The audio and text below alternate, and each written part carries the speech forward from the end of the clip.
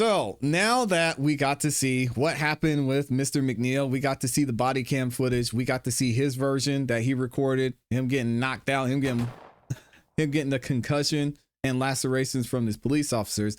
Now we're going to actually hear from him, find out what went down, what he experienced, and what is going to happen, possibly happen moving forward. Check this out. We're joined now by William McNeil and his attorney, Harry Daniels. We thank you both so much for joining us tonight. William, let's start with you. Walk us through what happened and what led you to turn your camera on and start filming on your phone. Well, the officer put his hand on his gun and reached out for me if I closed my door and started recording. I did what was best. Yeah, so They said your headlights were not on and should have been on in what they described as inclement weather, correct? Yeah, correct. But there are those people who would say, hey, why not just cooperate when they're pulling you over?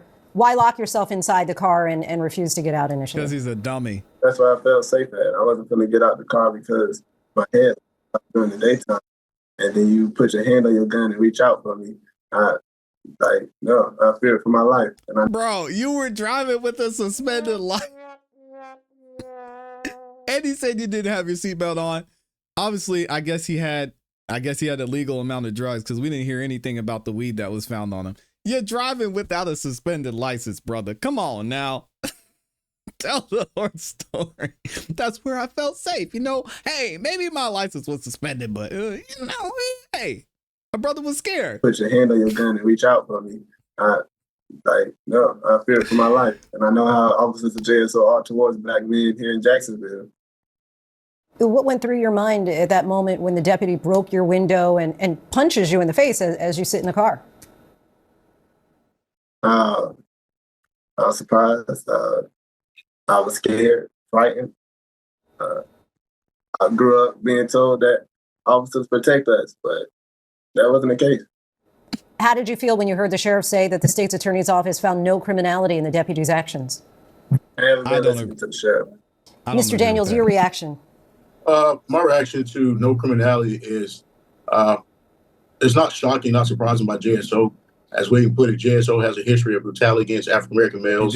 We have represented multiple people against JSO, and it always starts some type of pretext or stop, like a seatbelt infraction, which is a civil violation, $15 fine, and in some cases leading to young men being killed, some been savagely beaten. So I echo what William was saying. He was afraid of JSO. JSO has a brutal history of treating young African-Americans very harsh and using unlawful use of force.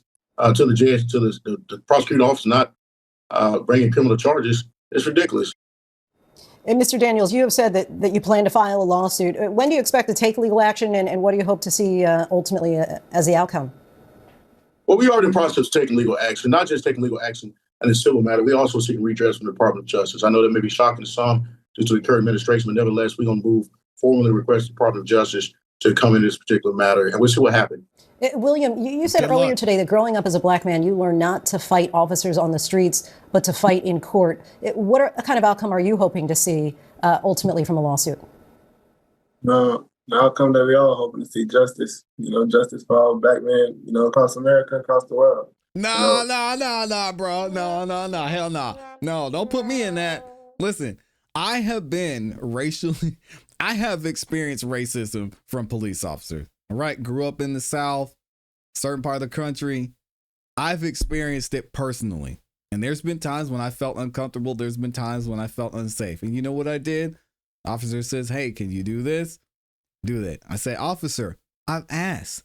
Why are you pulling me over, officer? Officer said, this is why I'm pulling you over. All right, fine. What do you need? This is what I need. Give me this and this and this. Okay, hey, next time, just make sure good here, good there. Keep it moving. Don't put me in that, bro. Listen, I am never, ever in any situation going to slam my door on a police officer. Period. So, hey, this isn't about us. If you want to talk about being racially profiled, fine. I'm sorry, Mr. McNeil. I'm not seeing it in this case, but I could be wrong. Y'all let me know what you think. It happens not just here, but everywhere. I'm not the only person this done happened to. It's far worse has happened. No. What would justice look like for you? This didn't happen to me. Fighting for what's right, better training of our officers, and better officers. And, people who don't slam their doors on police officers, driving without a suspended license. Hey, if we're going to hold people accountable, you got to do it on both sides. William, you were a dummy. Come on now. Has this impacted your outlook on police? Has it impacted you emotionally? Emotionally, I have mixed emotions. I'm terrified of police currently. Anytime I see a cop, I really just don't want to be around them.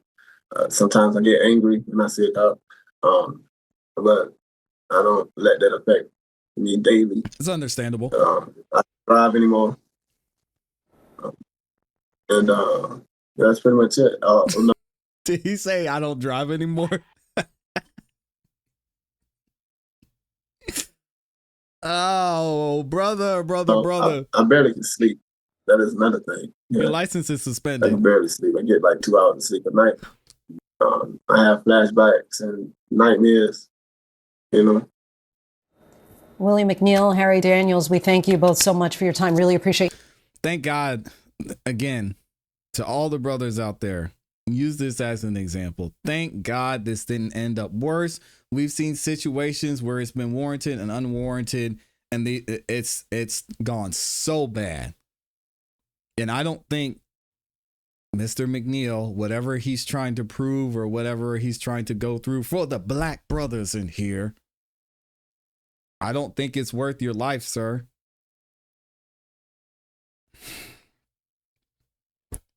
Thank God he's still here, and maybe something good will come of this, but that is just a bad situation. And of course, you know, the police are going to speak out. So now we have to hear from the Jacksonville Sheriff and see what he had to say about this, since we're holding everybody accountable. Well, let's check it out. Yeah, Eric. Yes, sir. I know that he was charged with resisting arrest without violence. Yep. But there was, when I go back and look at the other video from the cell phone video, Yeah. I can understand the officer punching the window out. But what I don't understand is, and I know you said that this was not ruled criminal, sucker punching the guy in the jaw. Ooh, First of all, let me stop you. Explain yourself. Not a sucker punch. I'm not excusing that administratively. I'm going to say that to you one more time. I'm not excusing that administratively. There are things that we definitely need to look at. But the context of this video should tell you everything you need to know. Well, again, can you answer the question? It looks like it's a sucker punch because he's looking straight and you see this. Right. Okay, and then you see them pull him out and then you see a couple of punches to the face. Now, again, I understand breaking the window, but he charged him with resisting arrest without violence. So I saw a lot of violence. I think the public saw a lot of violence against somebody that was not violent. Well, first of all, Eric, don't try to talk the public into what they saw. They just saw the same videos you saw. So what we're doing, what I'm saying is... Oh, hi. Member of the public here. We saw violence. We saw the punch. Yeah, so I agree with this fine gentleman who's asking some very pointed and great questions. We saw violence, and not from Mr. McNeil. Is that it is what it is. This is the information that I want to share with the public in context without a short clip. It's very important to do that because it provides a lot of information to the public. And you brought up that it's important. Let me finish. It's important for the people to know that you're not allowed to resist a police officer when he's doing his lawful duties. It's been dealt with several different times. You don't resist when you're doing your lawful duties. You don't deserve to get violated, but you deserve to get what's necessary to get you under control and get you and take you into custody. So, and legally, he's right. Was the punch necessary? Maybe. Is it legal? Possibly, especially when you resist. Open your door. You're being arrested for resisting. Open your door. You're being arrested for resisting. Step out of the vehicle. You're being arrested for resisting. Please step out of the vehicle. You're being arrested for resisting. Step out of the vehicle. You're being arrested for resisting. Step out of the vehicle. You're being arrested for resisting. Step out of the vehicle. You're being arrested for resisting. He had his chance 7 times. I mean, if that's not resisting, I don't know what is. I'll leave there. I'll go with. Go ahead. One of the discrepancies people were seeing between the police report and what we saw in the video. Even what we saw in that video was the allegation that McNeil had reached down for the knife. That was in the police report. Where'd you see? What police report did you see that in? In the arrest report for McNeil, that was stated that the officer saw him, reach for the knife that was on the floorboard. The video that was posted to social media, and even in there, I couldn't see any clear indication of that. I mean, do you see that when you're watching this? No, actually, I don't see where his hands are. I can't assume, Jake. That's a problem. No one can assume. I operate, and we operate off facts and facts alone. I can't make assumptions. All I can go by when I read those things is what's stated in the report. I'm not saying whether it's true or whether it's not. I'm saying no one sees his hands at that point. He says, put your hands up, then his hands come up. But it was after the strike to the face. Like I said, again, I'm not trying this case in front of the public. I'm trying to give the public the information in context of what happened. No one saw his hands at that point. Don't know what happened from there, but that's part of the investigative process. Yes, ma'am. Guys, can you imagine? Woo! Thank God Mr. McNeil is still here. Can y'all imagine if this had went a different way? And Mr. McNeil ends up on a t-shirt. And guess what the police report's going to say? Exactly what you just heard. And you're going to see the body cam footage. And you're going to see the video of him. And what are you going to see? Police officer 7 times asked this man to get out of the vehicle. You're under arrest for resisting. He doesn't get out. Officer sees him lean over. He's got his cell phone. How many times have we seen people over cell phones? He's got his cell phone. He's leaning over. He leans this way. The police officer says, weapon, weapon, weapon, gun, gun, gun. Mr. McNeil's no longer with us. And then he has a weapon on the floor of his vehicle. I don't even know if we're talking about this today, to be honest. It's not worth it, man. It's just not worth it. Go to court, fight it.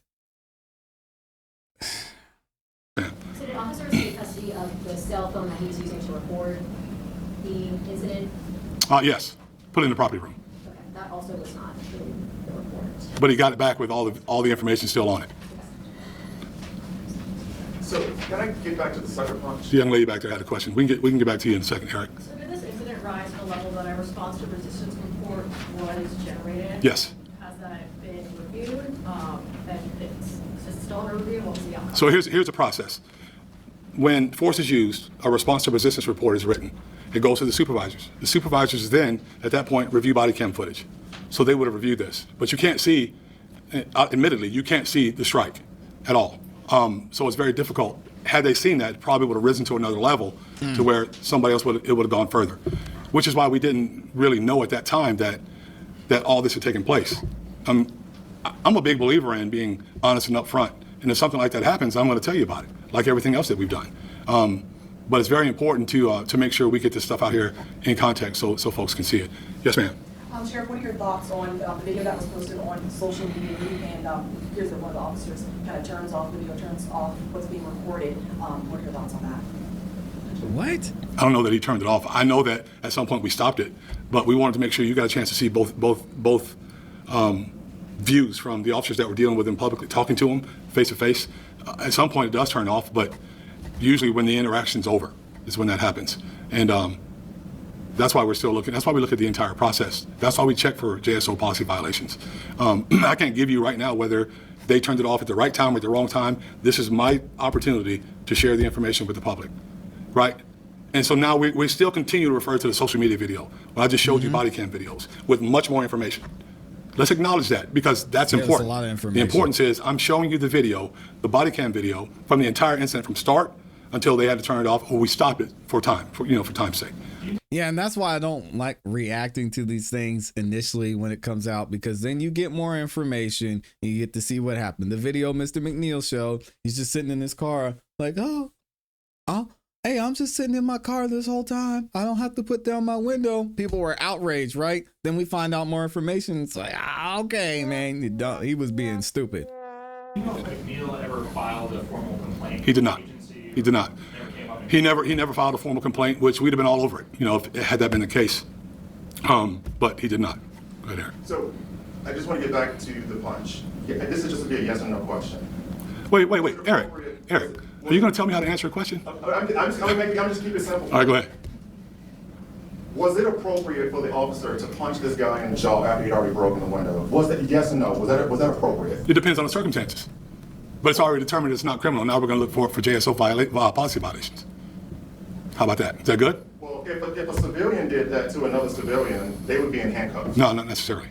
It depends on the circumstances, the situation. Yeah, I mean, who knows? Maybe if it's a citizen's arrest, they have the right to do that. Come on, Eric, ask some better questions, man. I know that's how you want it to be. I know there's a tendency to want to be some massive cover-up. That is not. That's why I'm here. I stand up, we talk to you about what happened, we give you what we can give you, then it's up to you guys to report it. But do you think the public is going to buy that? Yes. I don't know. My point is, do you think the black community is going to buy don't use the black thing. I'm a black man. Wait, hold on, Eric, hold on, stop for a second. Because you're trying to be incendiary, and this is not the time for it. This is me sharing information with our public, right? The whole statements about the black issue. I wouldn't work here if we're after black men or black people, period. I can tell you he wouldn't. I can tell you any other African American or black male or female that works here wouldn't work here if our black citizens are under siege. Not the case. Not at all. I've been alive probably a little bit longer than you have. Haven't had any of these issues. You know why? Because if I was ever stopped by the police, which I was when I was a young man, and they asked me to do something, I did it. Thank you. Exactly. Hey, I'm with him on this one. If I was stopped by the police and they said, hey, can I see your registration? Can I see your expired, suspended license? What? Here you go. Sorry. Ooh. Yo, he said don't. That's why I said the same thing. Let's not do the black thing, Mr. McNeil, because I promise you, I'm not slamming my door when a police officer says, hey, why you got your door open like that? I'm not even going to have my door open. 10 and 2. Hey, officer. Why'd you pull me over? Okay, what do you need? License and registration. Can I grab it? Yep, here you go. There you go, officer. You need anything else? Nope, I'll be right back. I pulled you over because you weren't wearing your seatbelt. Ah, man. Oh, you giving me a ticket? Yep, I'm giving you a ticket. All right. Here you go. You want to fight it and go to court? Go ahead and do that. Okay, have a nice day. This man knew he was driving around on a suspended license and want to act like he's representing all. Ooh, I almost said he's representing all black brothers out here. You're on your own on this one, Mr. McNeil. I'm sorry. Because if I was ever stopped by the police, which I was when I was a young man, and they asked me to do something, I did it. It's simple. Simple compliance. Simple. It doesn't rise. It doesn't get out of control. That stuff doesn't happen then. Do as we ask you to do. If you don't like the word compliance, just do as we ask you to do then, so that we can get finished. Then you tell us about it if you feel like your rights were violated, and we can deal with it. And this is also why I don't talk to the police at length, because they have a job to do. And if they start asking questions like, hey, officer, listen, I understand you have a job to do. I know I have certain rights. I'm not comfortable communicating this any further without representation. We keep it moving, man. Police officers know they're good. The majority. That's the way it should work. That's the way every single time. Yes, ma'am. It's not that complicated. Does he have a disciplinary history at all? Not that I know of. We'd have to look, but I don't think so. We'll get you that answer. Anyone else? You gotta pay that child support. It's hard to tell, but we're trying to get it done as quickly as possible. There are other cases working, but we're trying to get it done as quickly as possible because we want to, like I said, we want to share. We want to share as much as we can, as quickly as we can, because it's that important. Yeah, and we're going to talk about what happened and what was the result of the investigation. We don't have the full results, but we're going to hear what's happening with the officer involved in this altercation shortly. Let me know what y'all think about this in the comments and in the chat. Oh, man, I know we're going to have a lot of raccoon emojis in the comments of this one.